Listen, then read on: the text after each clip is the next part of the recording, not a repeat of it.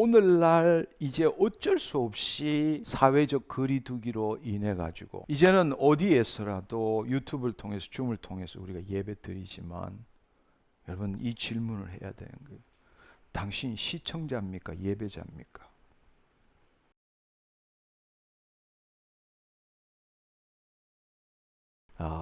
위험이 없는 은혜는 없습니다. 은혜라는 것은 반드시 위험을 동반합니다.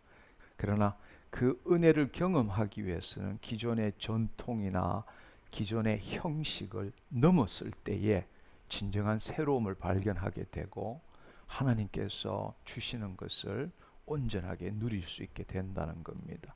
제가 봤을 때는 지금 시대가 바로 그런 시대인 것 같아요. 코로나 팬데믹은 우리 인간의 죄 때문에 일어난 일이지만 하나님께서 허용하시는 이유는 바로 교회 우리 하나님의 백성 때문이다라는 생각을 저는 지울 수가 없습니다. 예수님께서 교회를 주신 이유는 교회의 부흥만이 궁극적인 목적이 아니라 세상을 변화시키기 위해서 교회를 주신 겁니다. 그러니까 이 세상을 변화시킬 수 있는 유일한 곳이 교회예요. 교회가 살아나야 합니다. 교회가 온전해져야 합니다. 그래야만이 세상을 변화할 수 있어요. 근데 우리가 지금 보듯이 세상이 정말 이상한 곳으로 변질되고 있는 것, 많은 문제와 고통과 이념 갈등, 뭐 이런 수많은 갈등 속에 사는 걸 볼 수 있습니다. 사실 이것은 왜냐? 바로 우리 교회가 온전치 못하기 때문입니다. 왜냐하면 교회가 세상에 영향력을 못 미치기 때문입니다. 본래는 교회를 통해서 세상을 복음화시키기 위해서 교회를 줬는데 언제부터인지 우리는 이 세상을 포기하고 우리는 교회만 지키는 자로서 또 교회에서 천국 가는 준비하는 곳으로 오랫동안 우리는 그런 전통 속에서 살아왔기 때문입니다. 그렇기 때문에 이제는 반대로 세상의 교회를 세속화시키는데도 속절없이 무너지고 있습니다.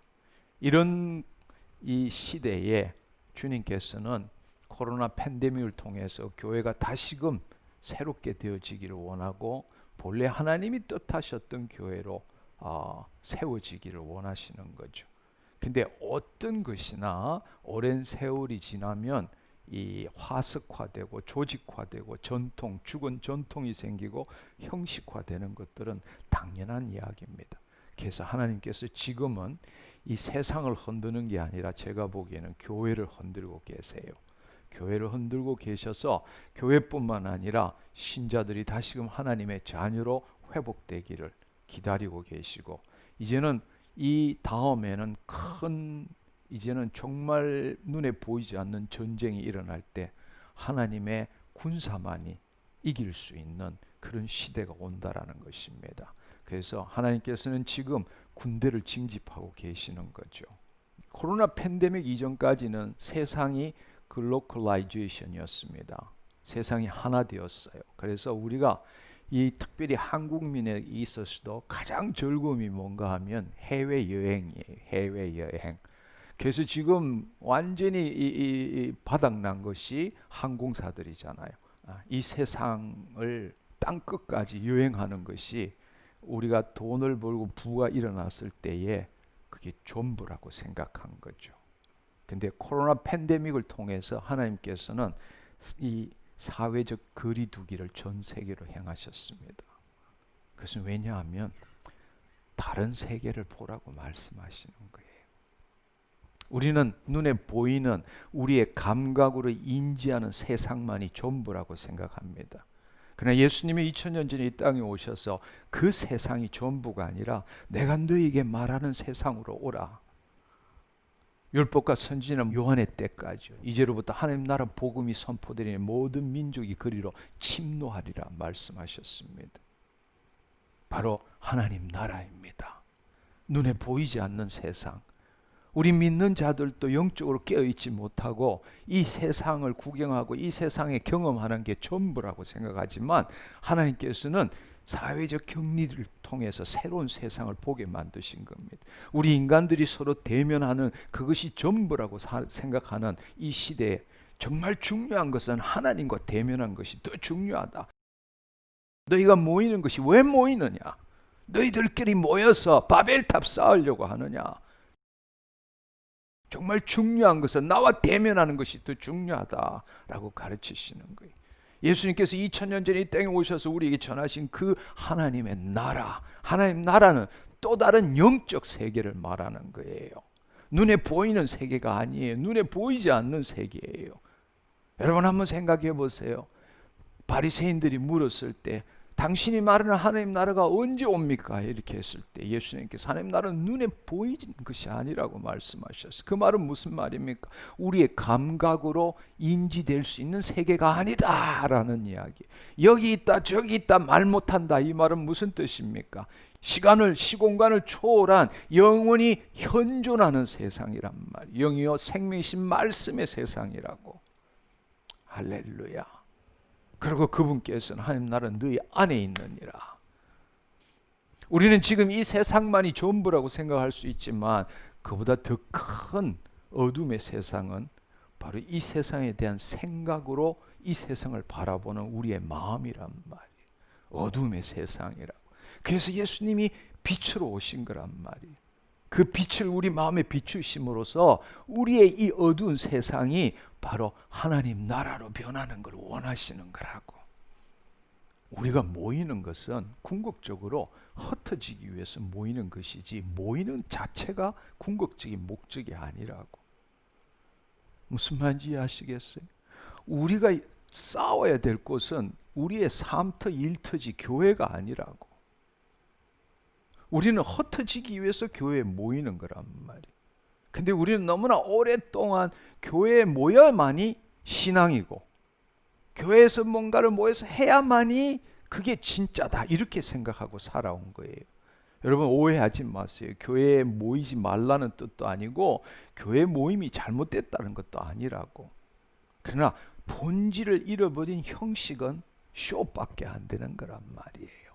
우리가 착각하는 것 중에 가장 큰 착각이 뭐냐면 교회가 성전이라고 여기는 거예요. 즉 하나님이 계시는 곳이라고 여기는 거라고. 그것은 바로 우리가 죄를 짓고 하나님의 영이 아담과 하와로부터 떠났을 때부터 태버나클 성막에 오셨단 말이에요. 성막에 오셔서 그곳에 영광이 임했고 그 성막이 움직일 때마다 불기둥 구름기둥으로 함께 하셨단 말이에요. 그러나 솔로몬의 성전으로 오셨어요. 그러나 새 언약 가운데서 성전은 어디냐고. 성전은 우리 아니란 말이에요. 아멘. 하나님이 계신 곳은 우리 아니라고. 아멘.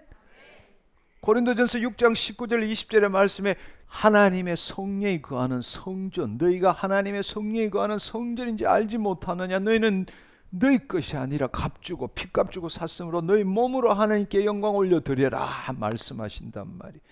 교회는 하나님의 백성이 교회입니다. 아멘. 이 신약 성경에 보면 반은 유형의 교회, 반은 무형의 교회. 저와 여러분이 교회예요. 하나님의 백성이 교회라고. 그러나 그 백성들이 모여서 예배 드리는 것, 예배당도 교회라고 부르는 거라고. 근데 그렇게 되면 어떻게 되느냐? 교회를 성전이라 그러면 우리 스스로 세상을 포기하는 거야.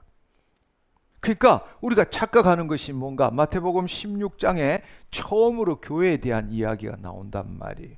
이 반석 위에 내 교회를 세우리니 음부의 권세가 이기지 못하리라. 이때 음부의 권세라는 게 The Gate of Hell이란 말이에요. 지옥의 문, 음부의 문이라고 말하는 거예요.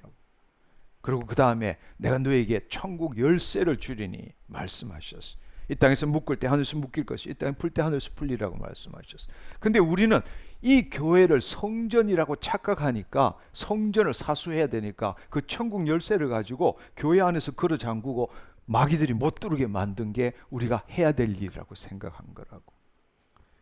그렇지만 본래 예수님께서 교회를 주신 이유는 우리가 천국 열쇠를 가지고 저 밖에 어둠의 권세들이 문 걸어 잠그고 있는 The Gate of Hell, 어둠들이 문을 잠그고 있는 거 가서 문을 탁 따서 세상의 빛으로 나가서 빛을 비추어서 그것도 하나님이 통치하시는 그의 나라로 만드는 게 우리의 임무란 말이에요.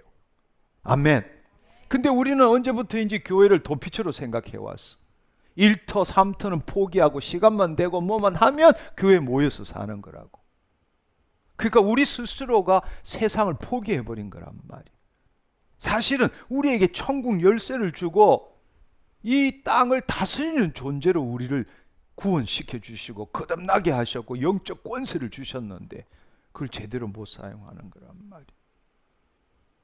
무슨 말인지 이해하시겠죠? 네. 그런데 여러분 한번 생각해 보세요. 이 말씀을 생각하면 요한복음 4장의 사마리아의 수가성 여인이 생각나요. 그 사마리아 여인에게 내가 주는 물을 마시는 자는 영원히 목마르지 않을 것이요 그 속에서 솟아나는 샘이 되리라. 바로 하나님 예수님께서 우리에게 성령님 생명을 보내주신다고 말씀하셨잖아요. 그렇죠? 그러고 난 다음에 사마리아 여인이 예수님께 질문했어. 우리는 그리심산, 사마리아인들은 그리심산에서 예배드리는데 당신들은 예루살렘에서 예배드린다면서요. 이렇게 질문을 했을 때 예수님께서는 그리심산도 아니고 예루살렘도 아니고 때가 올 때는 영과 진리로 하나님 아버지께 예배드린다고 말씀하셨어요. 할렐루야. 바로 오늘 그 말씀이 우리에게 지금 주는 메시지란 말이에요. 우리는 그동안에 교회 아니면 기도도 잘 안 된다고 생각해. 무조건 교회에 와야 거룩한 곳이고 세상은 추하고 악한 곳이라고 생각하는 거야. 그건 이원론적인 헬라적인 개념이라고. 내가 어디에 있든 간에 내가 하나님을 향해 있는지 하나님을 되돌아서 있는지 문제지 이 구조적 여기는 거룩하고 성스러운 것 여기는 추하고 악한 것 그런 것은 없는 거야. 왜? 모든 세계가 하나님의 세상이고 모든 세상의 주인이 하나님이라고. 막일 게 없어. 다 하나님 거란 말이에요. 하나님은 우리만의 하나님이 아니요 모든 인류의 하나님이시라고. 아멘. 우리가 그 개념을 잊어버린 거란 말이에요. 그 말씀을 잊어버리고 이 유대인이 믿는 유대교의 방식으로 지금 신앙생활을 하고 있는 거라고. 그래서 지금 이 코로나 팬데믹을 통해서 우리가 예배조차 함께 모여서 예배드리지 못하게 만든 이유가 그냥 있는 게 아니라 바로 우리로 하여금 이 시대를 통해서 깨닫기를 원하신단 말이에요. 교회에 모이는 게 잘못됐다는 게 아니라 그 본질이 뭔지를 모르고 형식으로 예배드리는 것. 그것에서 벗어나야 되는 거라고. 그리심산도 아니야. 예루살렘도 아니라고. 바로 우리가 성전이란 말이야. 우리가 어디에 있든지 간에 정말 영과 진리로 예배 드려야 한다고. 영과 진리로 예배 드려야 된다는 거죠. 그것은 성령의 인도함 없는 예배는 예배라고 할 수 없다라는 이야기.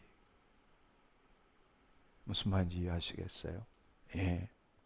오늘날 이제 어쩔 수 없이 사회적 거리두기로 인해 가지고 서로가 모이는 것이 힘들기 때문에 유튜브를 통해서 줌을 통해서 우리가 예배 드리지만 여러분 이 질문을 해야 되는 거예요. 당신 시청자입니까? 예배자입니까?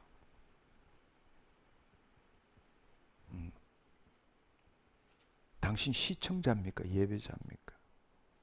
세수 안 해도 돼. 파자마 입고도 해야 돼. 그 다음에 뭐 적당하게 급하면 왔다 갔다 할 수도 있고 그건 시청자지 예배자가 아니요. 하나님은 무소부재하세요. 우리 모두가 하나님의 지체라고. 지체라 어디에 있든 간에 하나님은 우리와 함께 계신다고. 그러나 우리가 떨어졌다고 해서 영과 진리로 예배 드리는 것이 아니라 시청자가 되면 이제 큰 교회에 문제가 생기는 거예요. 얼마 전에 어떤 칼럼을 보니까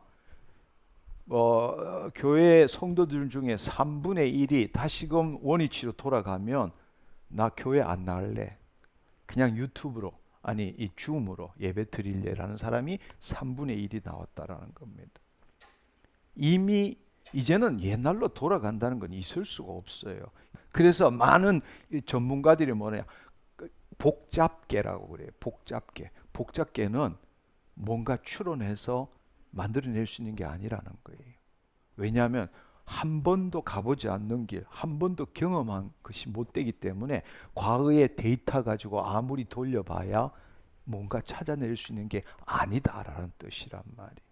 그러니까 지금 우리가 어떤 정보를 얻어야 되나? 바로 지금 이 시대에 주님이 뭘 말씀하시는가를 받아내야 되는 거라. 과거에 어떤 삶을 살고 과거에 어떤 신앙을 했고 우리는 어떤 교회였다. 이게 중요한 게 아니다라는 이야기예요. 지금도 우리와 함께 하시는 성령님께서 우리를 통해서 이루시고자 하는 게 뭐냐? 이걸 찾아내야 되는 거란 말이에요. 할렐루야. 그런데 가장 중요한 거는 여러분이 지금 이 여기 예배에서 설령 유튜브를 통해서 예배를 드린다 하더라도 여러분이 정말 깨어나야 되는 것은 시청자가 되면 안 돼. 예배자가 되어야 되는 거라고. 당신이 성전입니다. 아멘? 예. 정말 예배자답게 예배 드려야 돼.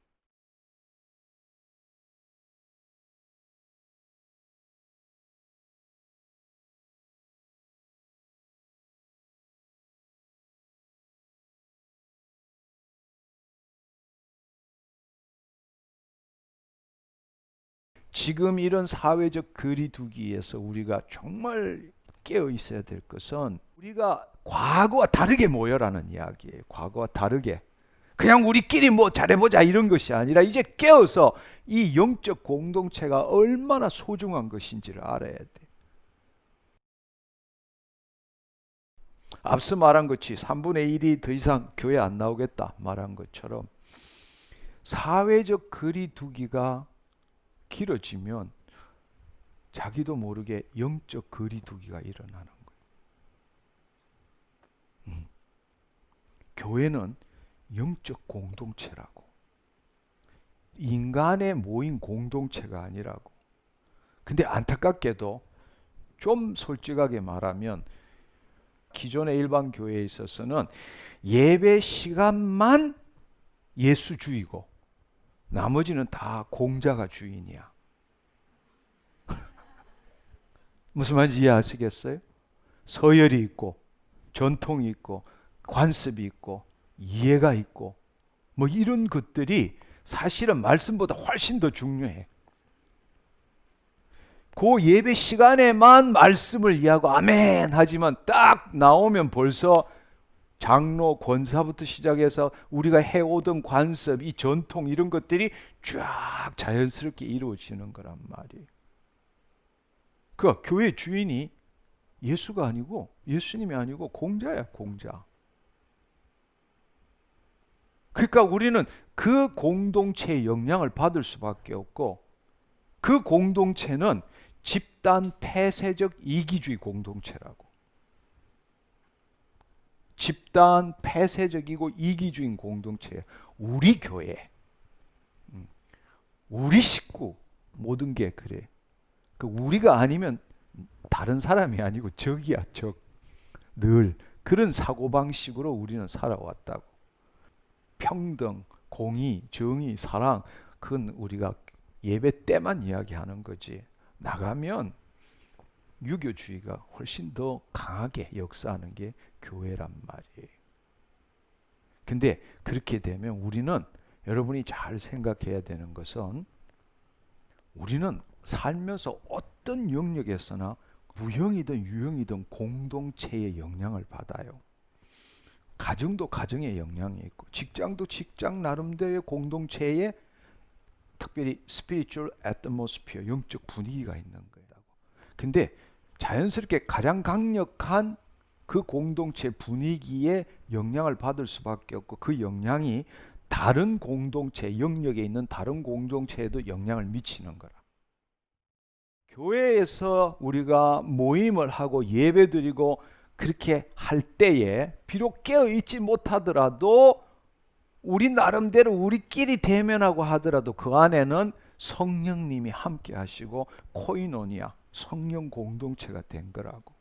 그래서 이 세상에서 그래도 세상의 다른 공동체의 영향을 받기보다는 이 하나님 나라의 공동체의 영향 안에 있을 수 있었어. 그런데 만약에 우리가 이 사회적 거리두기를 안 만나고 그냥 각자로 이렇게 생활하게 되면 놀랍게도 영적 거리두기가 일어나는 거예요. 그렇게 되면 교회는 사라지는 거라고. 왜냐? 마귀들이 우는 사자처럼 돌아다니는데, 여러분 옛날에 영화 같은 데 보면 전쟁을 벌일 때 로마 군인들이 전쟁 벌이는 거 보면 다들 방패를 들고 원을 그려서 그 대오에서 이탈하면 당장 죽잖아. 어떻게든 자기들이 함께 모여가지고 방어를 하고 이렇게 해야만이 이길 수 있잖아. 마찬가지라고. 영적 거리두기가 일어나면 한 놈 한 놈씩 그냥 죽어가는 거야. 여러분들이 지금 어떻게 생각할지 모르지만 지금만큼이라도 여러분들이 이렇게 살 수 있는 것은 눈에 보이지 않는 교회의 영적 공동체 안에 엄브렐라 안에 있기 때문이라고. 하나님께서 주시는 기름 부으심 안에 있기 때문에 가능한 거라고. 무슨 말인지 이해하시겠어요? 여러분이 이 공동체에서 벗어나서 이탈하면 결국에는 외로운 늑대밖에 안 되는 거야. 잡혀 먹을 수밖에 없어. 살아남을 수 없어. 세상의 공동체의 영향을 받을 수밖에 없다고. 무슨 말인지 이해하시겠죠? 그러니까 지금 이런 사회적 거리두기에서 우리가 정말 깨어 있어야 될 것은 첫 번째, 시청자가 되지 말라. 진정한 예배자가 되라. 비록 떨어져 있다 할지라도 영과 진리로 예배드려라. 둘째, 과거와 다르게 모여라는 이야기예요. 과거와 다르게. 그냥 우리끼리 뭐 잘해보자 이런 것이 아니라 이제 깨어서 이 영적 공동체가 얼마나 소중한 것인지를 알아야 돼. 단지 우리끼리만 보는 것이 아니라 성령 안에서 지체로서 모이는 것이 얼마나 소중한지를 알아야 돼.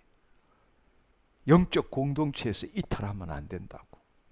그럴수록 여러분들이 여기에 각자의 리더들이 있으니까 그 리더들을 중심으로 인해서 옛날처럼 빨리 성경 공부 마치고 뭐 또 뭐 먹고 뭐 어디 가고 이런 이야기를 하는 것이 아니라 정말 여러분의 삶을 나누고 함께 하나님 나라로 침노하는 걸 훈련하는 공동체가 되어야 돼. 성령의 인도함을 받는 공동체가 되어야 돼. 코로나 팬데믹이 있기 때문에 이런 걸 깨달을 수는 있지만 반대로 이걸 깨닫고 제대로 못하면 사회적 거리두기가 영적 거리두기에서 해체돼 버리는 일도 일어나게 되는 거예요. 이게 바로 은혜지만 위험이 있다라는 이야기란 말이에요. 항상 은혜에는, 새로운 놀라운 은혜에는 위험이 따르게 돼 있어. 그렇지만 여러분이 깨닫는다면 이것을 통해서 누구도 가보지 못한 그 세상을, 그 세계를 경험하기 시작하는 거예요. 그것은 우리만이 경험하는 게 아니라 그 기름 부으심이 온 세상의 다른 교회에 흘러가기 시작하는 거라고. 할렐루야. 무슨 말인지 아시겠죠? 네, 이 지금만큼 코이노니아, 성령 공동체, 이것이 중요한 때가 없습니다. 근데 내가 보기에는 앞으로 이 코로나가 계속되면 많은 교회들이 무너진다고. 이것을 깨닫지 못한 자들, 각자가 성전이 돼서 하나님과 대면하고 하나님의 영의 인도함을 받지 못하면 자연스럽게 이 공동체가 깨어지는 거예요. 그동안에 서로 늘 모여가지고 우리끼리 뭐 하고 행사하고 뭐 하고 그게 전부라고 생각한 교회들이 너무 많아. 너무 많다고. 근데 다 인간적인 일이야. 그리고 우리가 좋은 일 하지만 대부분이 세상 사람들이 안 하는 일을 우리가 하는 거예요. 근데 정말 해야 될 일은 세상에 할 수 없는 일을 해야 되는 것이 바로 우리여야 된단 말이에요. 아멘. 구제봉사 좋지만 그보다 더 중요한 것은 하나님의 영의 인도함을 받아서 인간이 할 수 없는 일들이 나타나는 곳이 교회가 되어야 된단 말이에요. 우리는 그 일을 하지 않았어. 그냥 우리 인간들이 하는데 세상 사람들이 안 하는 구제, 봉사, 후원 이런 것만 했단 말이에요. 너무나 우리가 오랜 전통 관습에 의해 가지고 하나님이 원하시는 그 길로부터 많이 벗어나 있었던 거라고. 그래서 여러분 어떤 형태라도 이 영적 공동체가 무너지지 않도록 해야 돼요. 그리고 특별히 이럴 때일수록 목사님을 위해서 기도해야 돼. 이럴 때일수록 마귀들이 노리는 것이, 흔드는 것이 목사님이라고. 왜냐하면 리더가 무너지면 다 무너지거든. 자중 질환이 일어나기 때문에 특별히 목회자를 위해서 기도해야 돼. 그리고 리더들을 위해서도 기도해야 돼. 리더들은 반대로 그리스도 안에서, 쉽게 말하자면 내 오감으로 인식되는 게 아니라 내 영 안에서 이루어진 걸 볼 줄 알아야 돼. 내 영 안에서 이 지금에 있는 상황과 처지를 바라보는 게 아니라 하나님의 말씀에 따라 이루어진 걸 상상할 줄 알아야 돼. 성령에서 말씀에 따라 상상하고 느낄 줄 알아야 돼. 리더가 막 여기 와서 주여 이렇게 기도하는 것보다 단 5분만이라도 조용한 곳에 가서 주님 안에 들어가서 우리 구성원들 바라보면서 그려보는 거라고. 마음의 눈을 열어서 그 사람 안에 하나님의 영광이 임하고 말할 수 없는 하나님의 사랑이 임하고 그 가족이 온전하고 그 직장이 놀랍고 아름답다는 걸 그려볼 줄 알아야 돼. 영 안에서. 지금 현실은 그 사람이 그렇게 살지 못한다 할지라도 영 안에서 하나님의 자녀로서 온전하게 사는 걸 그려볼 줄 알아야 돼. 할렐루야. 그러면 모든 구성원들이 그렇게 해 나갈 때에 지금에 있는 이 정신 세계가 아니라 영의 세계에 영적 네트워킹이 만들어지는 거야. 인터넷에 네트워킹이 이루어지는 것처럼 영적으로 우리의 네트워킹이 이루어지는 거야. 그게 공동체가 되고 그 공동체의 엄브렐라가 만들어지는 거라고. 멘틀이 만들어지는 거라고. 이 성령의 두루마기가 만들어지는. 그럴 때 우리 다가 보호함을 받는 거라고. 전능자의 그늘 아래 지존자의 은밀한 곳에 우리 모두가 거하게 되는, 그게 영적 공동체라고. 할렐루야. 무슨 말인지 이해하시겠죠? 이런 어려운 때일수록 영적 공동체를 지켜야 되고 서로가 지켜야 되고 이 공동체에서 이탈하지 말아야 돼. 단독으로 떨어져 나가면, 이 대열에서 떨어져 나가면 외톨이가 되고 그거는 마귀의 밥밖에 안 된다고. 혼자는 살아남을 수가 없어. 할렐루야. 지금 이렇게 되면, 이런 상황에서 그냥 가면 세상에 내가 그 관계하고 있는 다른 공동체의 영향을 확 받을 수밖에 없다고. 그렇게 되면 세상으로 묶여 나가는 거야.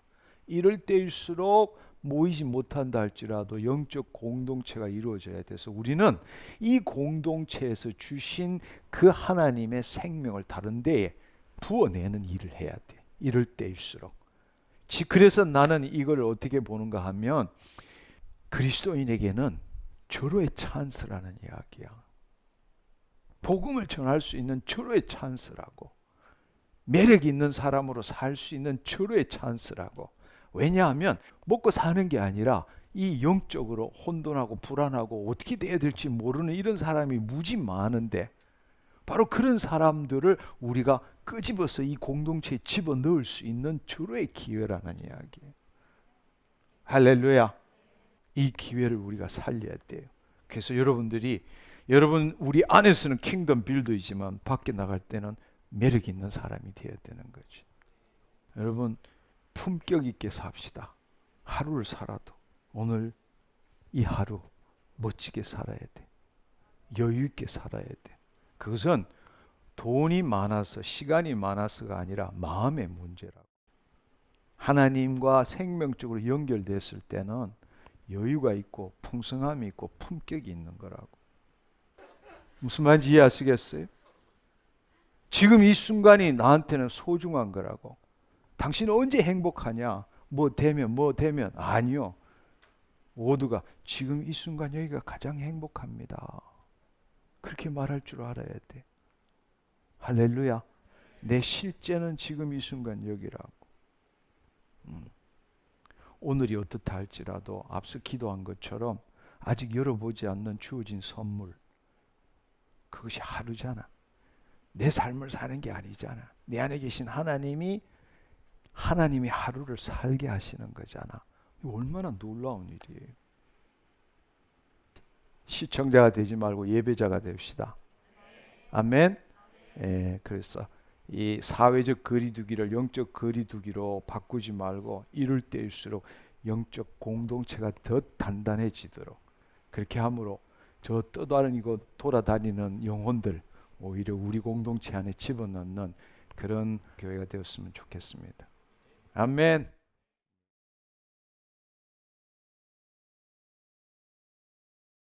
이 땅에 살면서 죽기 전에 반드시 꼭 가봐야 될 나라는 한 군데밖에 없습니다. 지금이야말로 그 어느 때보다 그 나라에 관심을 가져야 하고 그 나라로 침노해야 될 때입니다. 코로나로 인해서 지금 전 세계는 혼돈 가운데 있습니다. 또한 지금 그 중심에 미국이 있죠. 과거에 미국은 국제 질서의 중심이었고 세계는 예측 가능한 시스템과 환경에 놓여 있었습니다. 그런데 지금은 과거의 모든 것들이 더 이상 작동하지 않게 되었습니다. 그야말로 지금은 전 세계가 일종의 혼돈, 케오스, 혼돈의 시대인 것처럼 보입니다. 그런데 왜 하나님께서는 이것을 허용하셨을까요? 마지막 때가 가까이 오기 때문입니다. 우리가 변하지 않기 때문에 전 세계를 흔드는 것입니다. 결국 그것을 흔들고 제한시킴으로 인해서 하나님이 부르시는 그 부르심에 우리가 깨달아 알고 반응하기를 원하시고 그 반응하는 자를 찾고 계신다는 것입니다. 우리가 분명히 알아야 될 사실은 이 코로나 팬데믹이 끝나면 세상이 다시 옛날처럼 좋아진다. 저는 절대로 그렇게 생각하지 않습니다. 이제야말로 본격적인 전쟁이 일어나게 됩니다. 세상에 비친 자, 킹덤 빌드로 세워진 자는 살아남을 수 있지만 그렇지 않는 자들은 자녀의 삶을 제대로 살 수 없게 되는 것입니다. 지금 큰 전쟁을 준비하기 위해서 하나님 아버지께서는 그의 군대를 징집하고 계시는 겁니다. 할렐루야. 코로나 팬데믹 이전에 가장 많이 발달했던 것이 전 지구가 세계화가 됨으로 인해서 모든 인간들이 돈만 벌면 세계 여행이 주를 이루었습니다. 문화가 하나가 되고 모든 사람들이 세계인으로 살기 위해서. 그렇지만 코로나 팬데믹을 통해서 사회적 거리두기뿐만 아니라 나라가 장벽이 생기고 움직이지 못하게 했습니다. 무엇을 의미하는 것일까요? 이 나라 저 나라 여행하는 것보다, 그래서 인간들끼리 서로 하나가 되어서 하나님을 대적하는 것보다 더 중요한 것은 한 번도 가보지 못한 나라를 가봐야 한다라고 말씀하시는 겁니다. 할렐루야. 바로 지금 이 때가 하나님 아버지께서 우리에게 그의 나라로 초대하고 있는 것입니다. 열심히 신앙생활하는 그리스도인들이라면 신앙생활하는 동안에 가장 가고 싶어하는 곳이 어딜까요? 그것은 아마 이스라엘 성지순례일 겁니다. 성지순례를 가고 싶어하는 이유가 뭘까요? 그것은 바로 우리가 사랑하는 성경책에 나오는 그곳에 가서 그곳에서 일어났던 일들을 우리가 회상해보고 자신도 그 역사 속의 한 사람으로 경험되어지고 싶어하고 또 그것을 통해서 배움을 얻기 위함일 것입니다. 저도 성지순례를 한 적이 있고 깊은 감명도 받았습니다. 성지순례는 우리를 새롭게 하는데 매우 중요한 경험임에는 틀림이 없습니다. 그러나 우리가 성지순례의 본질을 한 번 더 깊이 생각해 볼 필요가 있습니다. 만약 성지순례의 본질이 바로 2000년 전에 이 땅에 오신 예수님을 만나는 것이라면 그분은 아마 이렇게 말씀하실 거예요. 너희는 왜 이곳까지 왔냐? 너희는 나 기억하기 위해서 여기 왔느냐? 아니면 나를 만나기 위해서 여기 왔느냐? 지금 이곳에 내가 없는데 왜 왔냐? 지금 내가 있는 곳으로 오는 게 더 좋지 않느냐? 내가 너에게 말한 것은 이스라엘이 아니라 내 나라로 들어오라고 말하지 않았느냐?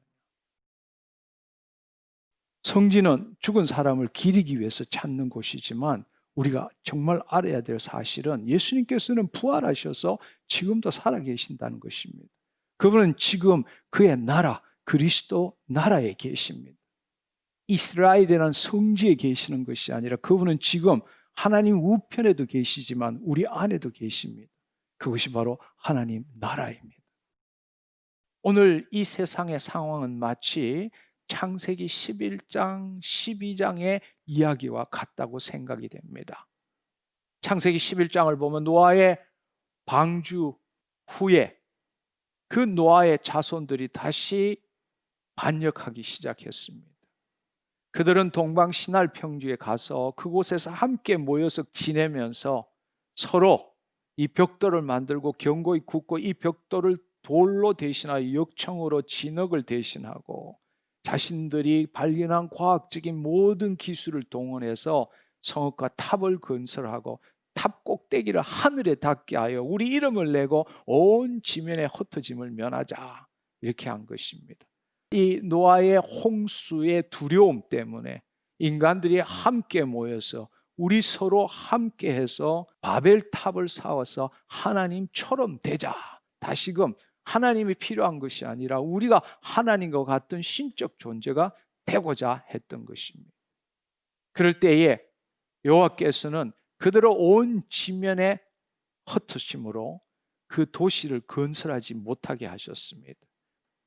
그리고는 하나님께서는 당신의 선택한 백성을 통해서 그의 나라를 이루시기를 원하십니다. 이 창세기 11장과 12장의 스토리의 전개가 전혀 논리적이지 않습니다. 무슨 말인가 하면 우리가 지금 읽었던 창세기 11장 8절 9절의 말씀은 인간의 타락과 하나님께서 행하신 일들 이후에 갑자기 셈의 족보가 나옵니다. 노아의 아들 중에 셈의 족보가 나옵니다. 그리고 그 족보 마지막에 이르르면 아브라함의 아버지 데라의 족보가 구체적으로 나옵니다. 그리고 12장이 되면 갑자기 뜬금없이 데라의 아들 아브라함을 부르시는 것이 그곳에 나옵니다. 그 내용을 보면 우리는 지금 봐서는 하나님께서 다시 그의 나라를 이루시기 위해서 언어를 흩으시고 민족들을 각 지역으로 온 세상으로 흩으신 다음에 하나님께서 아브라함을 택했다라는 것을 알 수 있고, 그를 본토 친척 아비 집을 떠나서 내가 너에게 줄 땅으로 가라, 바로 가나안 땅이죠. 젖과 꿀이 흐르는 그곳, 이 땅의 의미로 볼 때 하나님이 통치하시는 그의 나라로 가기를 원했던 것입니다. 근데 이 말씀을 제대로 우리가 이해하기 위해서는 신명기 32장을 우리가 제대로 볼 줄 알아야 합니다. 신명기 32장 8절 9절을 보면 놀라운 말씀이 있습니다. 지극히 높으신 자가 민족들에게 기업을 주실 때에, 이 말은 땅을 나눠 주신다는 겁니다. 바로 지금 그 창세기 11장의 말씀을 하고 있는 겁니다. 민족들에게 기업을 주실 때, 또 인종을, 나라와 민족을 나눌 때에 이스라엘 자손의 수요대로 백성들의 경계를 정하셨도다 말합니다. 너무나 이상한 이야기는 신명기 이때는 이스라엘이 아직 만들어지지 않았던 때입니다. 아브라함을 지금 부르기 전일 때죠. 근데 놀랍게도 이 신명기에서는 이 민족들에게 땅을 나눠주시고 인종을 나누실 때 이스라엘 자손의 수요대로라고 말합니다. 근데 이 말은 최근에 발견된 사회 사본, 그것에 보면은 어떻게 나와 있는가 하면 to the number in his heavenly court, 이 천상의 회의에 있는 사람들에 따라, 또 경우에 따라서 우리가 요즘 많이 쓰고 있는 ESV를 통하면 여기 뭐라고 되어 있는 according to the number of sons of God이라고 되어 있습니다. 하나님의 아들들의 숫자로 나누었다라는 겁니다. 이것은 지금 다 말씀을 드릴 수 없지만 이 천상의 존재들, 우리가 흔히 말하는 엘로힘이라고 말하는 그 존재들에 따라서 하나님을 반역한 천사들, 천상의 존재들에게 그 나라를 다 떼줘버린 겁니다. 왜냐하면 그 당시에 노아의 후손들이 그 천상의 하나님을 거역한 천상의 존재들에 순종하는 삶을 살았기 때문입니다. 그래서 하나님을 반역한 것이죠. 근데 하나님께서는 그들의 숫자대로 떼줘버린 겁니다. 그 다음에 놀라운 말씀이 뭔가 하면 여호와의 분깃은 자기 백성인데 야곱은 그가 택하신 기업이로다. 바로 아브라함, 이삭, 야곱의 하나님.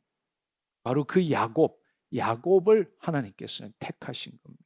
그 일을 위해서 아브라함을 불러내신 것이죠. 할렐루야. 제가 왜 이 말씀을 여러분께 드리느냐? 오늘날을 한번 생각해 보십시오. 하나님께서 인간에게 원하시는 게 정말 무엇일까? 지금 창세기 11장과 12장의 그 상황을 오늘 우리에게 비교를 해본다면 지금처럼 반역한 인간들에게 창세기 12장처럼 다시 깨어있는 자들을 불러서 하나님 나라로 이끌어가기를 원하신다는 사실입니다. 할렐루야. 과학의 발달로 모든 인류는 새로운 세상을 경험하기를 원합니다. 그래서 모든 사람들이 그 소망이 뭐냐? 가보지 않는 다른 나라를 여행하고 다른 문화와 삶을 경험하기를 원합니다. 모든 세계 인간이 하나가 되기를 원합니다. 심지어는 통합 정부가 세워지기를 바라고 있습니다. 그리고 인간의 위대함을 나타내고자 하고 하나님 없이도 살 수 있다고 생각하는 것이 바로 오늘 이 시점입니다. 한번 생각해 보십시오. 하나님께서는 코로나 팬데믹을 통해서 우리의 이동을 제한시키고 나라의 장벽을 세우는 것은 왜일까요? 하나님께서 지금 우리에게 무엇을 하기를 원하시는 걸까요? 누구를 찾고 있는 것일까요?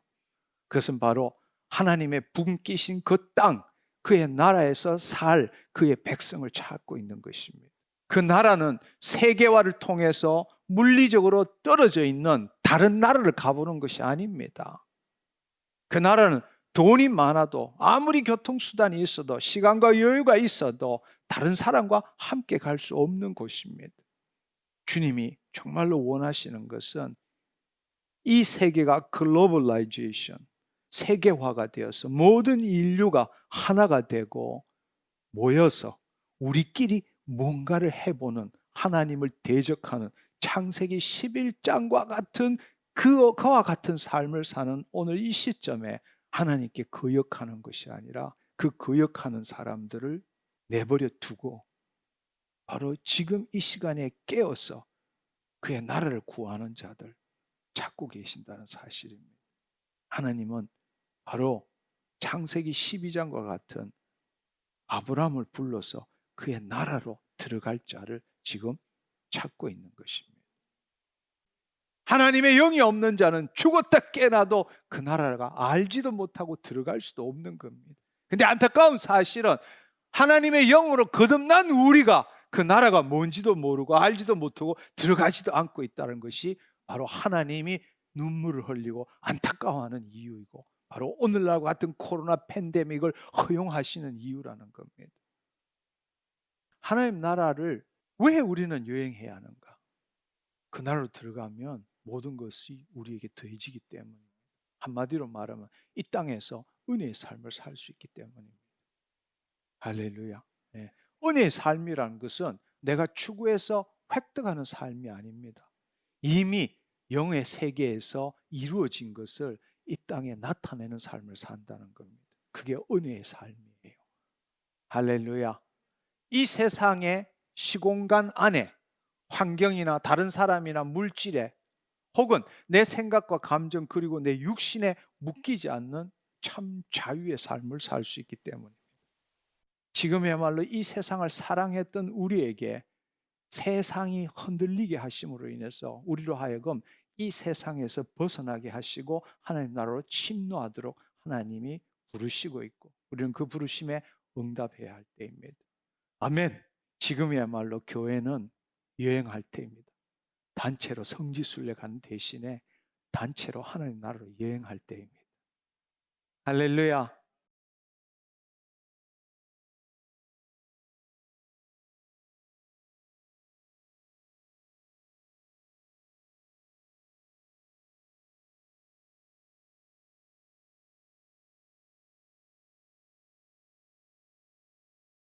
정말 이제는 우리가 제2의 종교개혁 시대를 맞이하고 있습니다. 기독교는 역사 이래 없었던 뉴노멀을 이제는 새롭게 만들어 가야 합니다. 마지막 때 예수 그리스도의 재림을 준비하는 교회, 온 세상에 복음을 전할 수 있는 교회, 하나님 나라로 침노하는 자녀들이 살아가는 교회, 그것으로 변화시켜야 한다는 것입니다. 우리는 지금 많은 경우에 교회를 부정적으로 보지만 교회를 부정적으로 보기에 앞서서 정말 우리가 깨달아야 될 사실은 교회가 있었기 때문에 세상이 이만큼이나 변할 수 있었다라는 사실입니다. 따라서 앞으로도 교회가 새롭게 되는 만큼 세상이 변화될 수 있다는 것입니다. 우리는 잘 알고 있는 바와 같이 중세 교회의 타락한 교회를 회복하기 위해서 종교 개혁이 일어났고 이제 500년이 지났습니다. 캐톨릭으로부터 개신교가 생겨났고 현재 전체적으로 크게 볼 때는 복음주의와 교회 연합 운동이 기독교를 이끌어가고 있습니다. 그동안에 개혁 복음주의에 의해서 수많은 변화가 있어 왔습니다. 그렇지만 그럼에도 불구하고 교회는 계속 개혁되어져야 합니다. 마틴 루터가 1517년에 종교개혁을 할 당시에 가장 핵심적인 모토가 뭔가 하면 개혁된 교회는 항상 개혁해 나가야 한다. 그래서 에클레시아 레포르마타 셈페르 레포르만다 에스트라고 말합니다. 이 말은 개혁된 교회는 항상 개혁해 나가야 한다. 한번 개혁된 것이 끝이 아니라 개혁된 교회는 계속적으로 늘 항상 언제나 개혁되어 나가야 한다. 물이 고여서 오래 있으면 썩는 것처럼 주님께서 그동안 교회 내 인간이 만든 전통과 관습, 화석화된 조직, 그리고 변질된 교리들을 허물어뜨리고 새롭게 하시기를 원하십니다.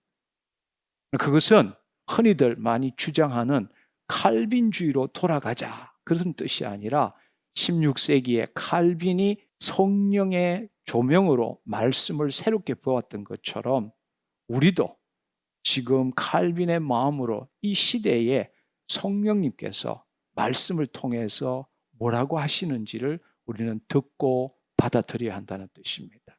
아멘.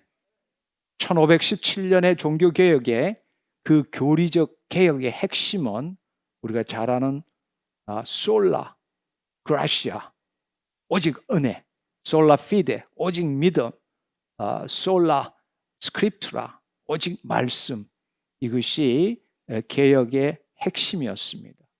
근데 우리가 지금 우리의 삶을 되돌아볼 때에 다른 사람을 우리가 비난하기에 앞서 우리 자신을 바라볼 때도 지금은 오직 은혜는 오직 형통으로 변해버렸고 오직 믿음은 오직 물질로 오직 말씀은 오직 법으로 이렇게 변질되지 않았나 생각됩니다. 또한 그것은 누구를 탓할 것이 아니라 바로 우리 자신 때문에 그렇게 되었다라는 것을 부정할 수 없다라는 겁니다. 이 시대에 코로나 팬데믹을 허용하신 하나님의 뜻을 다양한 측면에서 볼 수 있지만 이 땅에서 하나님의 뜻을 이루시기를 원하는 하나님의 관점에서 볼 때에 우리는 몇 가지를 생각해 볼 수 있습니다. 특별히 우리는 오랫동안 교회와 성전을 제대로 분별하지 못했습니다. 두 번째로는 우리는 안식일과 주일을 제대로 분별하지도 못했습니다. 또한 신자와 자녀를 제대로 구분하지도 못했습니다. 한 걸음 더 나아가서는 우리는 거짓자와 우리가 예수 그리스도 안에 있는 새로운 피조물, 그리스도 안에 있는 참자를 분별하지도 못했습니다.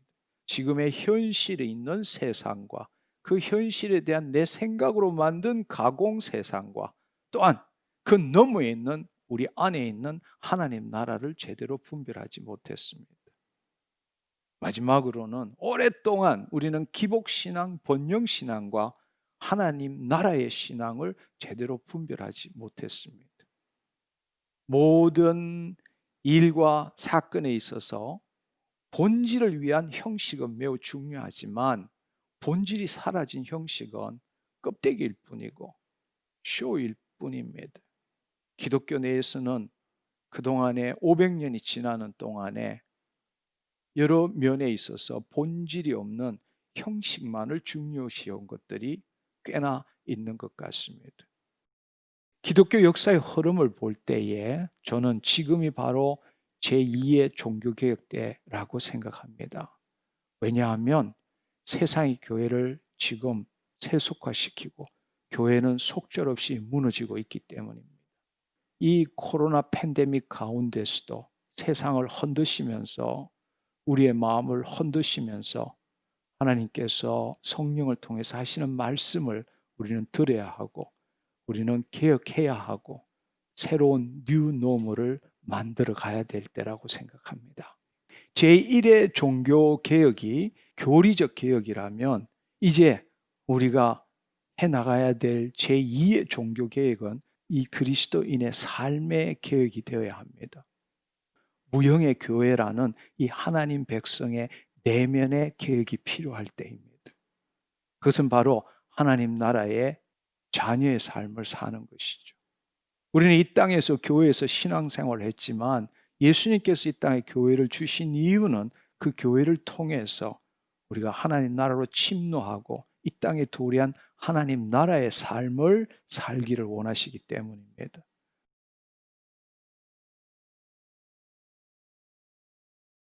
개혁은 단순한 시간 측면에서 새로운 변화가 아니라 본질적인 측면에서 새로운 변화를 뜻합니다. 바로 우리가 이 육적인 존재에서 영적인 존재로 변화되는 것이죠. 예수 그리스도 안에 있는 자 새로운 피조물이고 옛것은 지나갔으니 보라 새 것이 되었도다 말씀하십니다.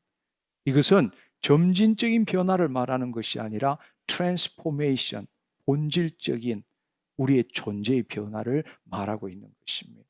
이러한 개혁을 위해서는 우리는 몇 가지 기준들이 있어야 합니다. 첫 번째로는 본질과 형식의 균형을 잡아야 합니다. 본질에 기초한 형식은 매우 중요합니다. 왜냐하면 형식은 우리로 하여금 늘 본질을 보고 본질로 돌아가게 하기 때문입니다. 그러나 본질이 없는 형식은 더럽고 냄새나는 쇼가 될 뿐입니다. 하나님의 영광이 임한 예배로 돌아가야 합니다. 지금이 바로 그때입니다. 바로 오늘 하나님 아버지께서는 영과 진리로 예배 드리는 자를 찾고 계십니다. 할렐루야. 두 번째로는 위험과 두려움을 뚫고 진정한 은혜를 체험해야 합니다. 은혜라는 것은 받을 만한 자격이 없는 자에게 아버지께서 베푸시는 겁니다. 따라서 우리가 은혜를 경험하기 위해서는 기존에 가졌던 모든 것들을 포기하고 내려놓을 때에 비로소 하나님 아버지를 만날 수 있고 그분의 은혜를 맛볼 수 있다는 겁니다. 그래서 한마디로 말하자면 은혜를 누리기 위해서는 자기를 부인하고 자기 십자가를 지지 않으면 새로운 은혜를 경험할 수 없다는 겁니다. 그러나 우리는 죽기를 두려워함으로 일생에 매여 종로로 타고 있는 것이죠. 따라서 하나님의 은혜를 경험하기 위해서는 위험을 감수해야 합니다. 두려움을 직면해야 합니다. 지금까지 해왔던 그 관습들을 포기하고 하나님의 말씀에 내 생각도 내 감정도 내 의지도 일치할 줄 알아야 한다는 것입니다. 세 번째는 우리는 늘 우리와 함께 하시는 하나님 아버지께서 우리에게 말씀하시는 것을 들을 줄 알아야 합니다. 그것은 바로 아담이 죄를 지었을 때 하나님께서 아담을 부를 때의 말씀이었습니다. 아담아 내가 어디에 있느냐? 이 말은 아담이 마귀에게 속아서 죄를 지었을 때에 하나님의 영광이 떠남으로 인해서 아담은 하나님과의 분리가 일어난 것이죠. 죄의 결과는 하나님과의 분리입니다. 우리 스스로가 주인 되는 삶을 살 수밖에 없는 것이죠. 따라서 하나님 아버지께서 오늘 이 시간 우리에게 우리의 이름을 넣어서 너가 지금 어디에 있느냐라고 질문하시는 것은 그것은 바로 과거의 경험과 지식에 기초한 생각으로 만든 상상의 이야기 속에 내가 있는 것인지 아니면 실제 하나님이 계시는 지금 이 순간 여기에 우리가 있는 것인지를 질문하는 겁니다. 우리는 있는 그대로 현실을 보고 사는 것이 아니라 있는 그대로의 현실에 대한 내 생각, 내 과거의 경험과 지식에 기초한 생각으로 만든 가공 세계에서 살고 있는 것이죠. 우리의 생각 가운데 우리가 만든 그 가공 세계에서는 하나님을 만날 수 없습니다. 하나님과 교제할 수 없습니다. 하나님은 지금 우리에게 묻습니다. 너 생각 속에 헤매고 있니? 아니면 나 만나기 위해서 지금 이 순간 여기 내 앞에 있는 거냐? Where are you? 어디에 있느냐라고 물으시는 겁니다. 두 번째로는 너 예수 그리스도 안에 있니?